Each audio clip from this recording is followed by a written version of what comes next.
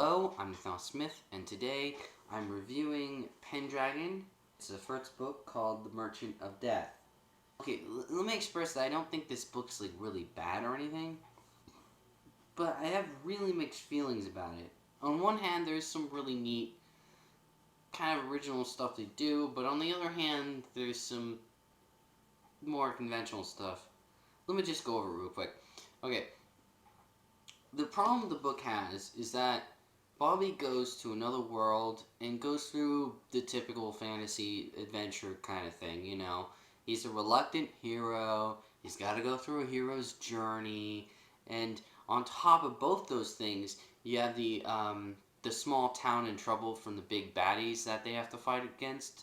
So you have all these conventional elements used for the majority of Bobby Pendragon's adventure in another world.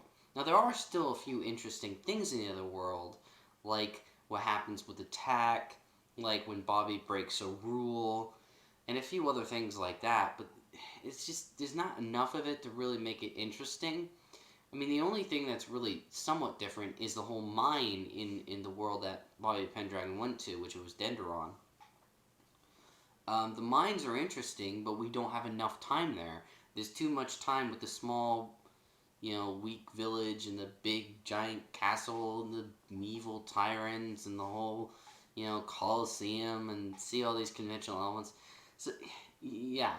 But on the other hand, what happens on Second Earth is really interesting because Second Earth is where Bobby Pendragon's from. But, yeah.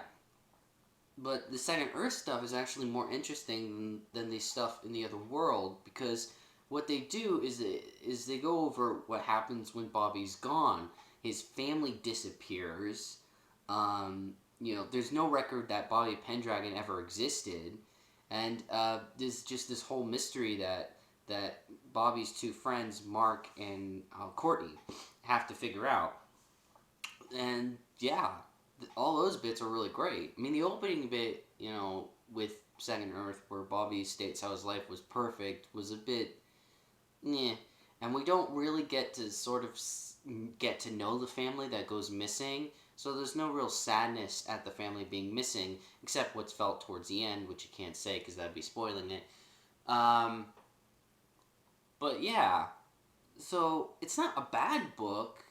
It's decent. It's got a nice cover on it. Just, I don't know. It's a good adventure story, but mixed. But the premise of the series is interesting. I'll at least give the next book a shot and see how that is.